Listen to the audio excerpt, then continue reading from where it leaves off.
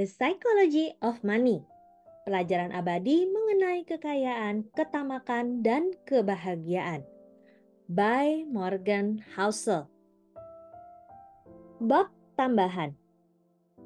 Part ke-7.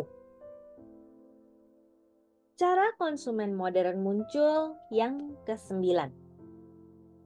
Sekali suatu paradigma menjadi mapan, sulit sekali membalikannya.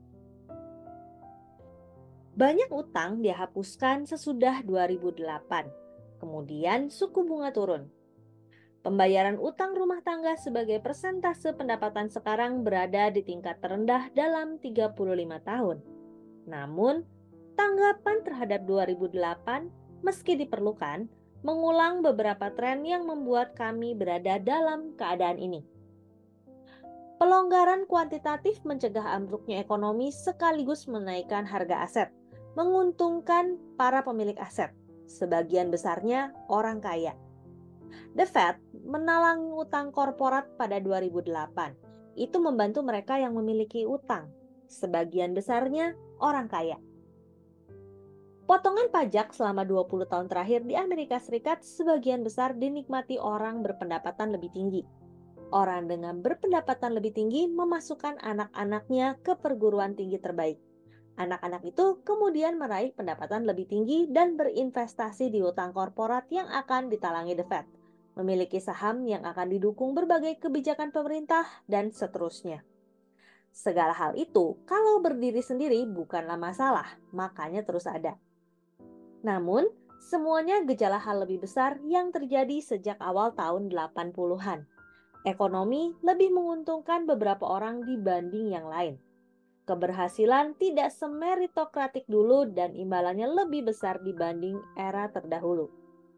Anda tidak harus berpikir ini benar atau salah secara moral. Dan sekali lagi, di cerita ini tidak penting mengapa itu terjadi. Yang penting adalah itu terjadi dan menyebabkan ekonomi bergeser dari harapan orang yang ditetapkan sesudah Perang Dunia Kedua, bahwa ada kelas menengah besar tanpa kesenjangan sistemik, di mana tetangga sebelah rumah maupun di kota sebelah menjalani kehidupan yang cukup mirip dengan kehidupan Anda. Sebagian alasan harapan itu bertahan selama 35 tahun sesudah bergeser dari realitas adalah karena rasanya begitu enak bagi banyak orang ketika valid. Sesuatu yang seenak itu atau setidaknya berkesan enak tidak gampang dilepas. Jadi orang tidak melepasnya. Mereka menginginkannya kembali. Yang ke-10. Tea Party, Occupy Wall Street, Brexit, dan Donald Trump.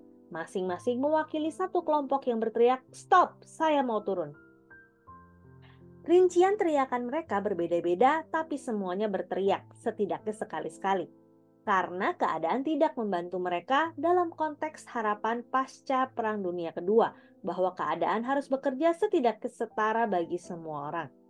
Anda boleh mencibir gagasan mengaitkan kebangkitan Trump dengan kesenjangan pendapatan saja. Silakan.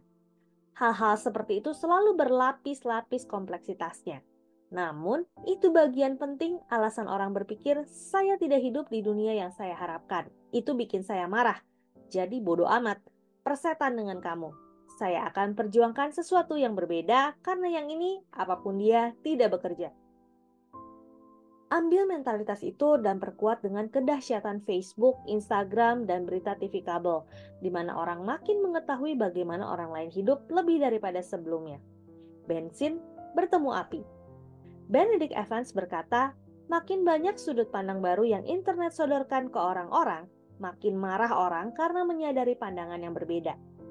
Itu pergeseran besar dari ekonomi pasca perang di mana kisaran pendapat ekonomi lebih kecil. Karena kisaran hasil sebenarnya memang lebih kecil, serta tidak mudah melihat bagaimana orang lain hidup dan berpikir. Saya tidak pesimis. Ekonomi adalah cerita siklus. Ada yang datang, ada yang pergi. Tingkat pengangguran di Amerika Serikat sekarang paling rendah dalam beberapa puluh tahun. Gaji sekarang sebenarnya tumbuh lebih cepat bagi pekerja berpendapatan rendah dibanding orang kaya. Biaya kuliah boleh dikata berhenti bertambah sesudah dana hibah dipertimbangkan. Jika semua orang mempelajari kemajuan perawatan kesehatan, komunikasi, transportasi, dan hak sipil sejak tahun 50-an, tebakan saya adalah sebagian besar tidak mau kembali ke masa lalu. Namun, satu tema sentral cerita ini adalah bahwa harapan bergerak lebih lambat daripada realitas di lapangan. Itu berlaku ketika orang bertahan di harapan tahun 50-an selagi ekonomi berubah dalam 35 tahun sesudahnya. Bahkan jika kelas menengah mulai bangkit lagi hari ini, anggapan bahwa semua orang dirugikan kecuali yang ada di paling atas boleh jadi bertahan lama. Jadi, era ini tidak bekerja bisa bertahan. Dan era kita perlu sesuatu yang benar-benar baru sekarang apapun itu bisa bertahan.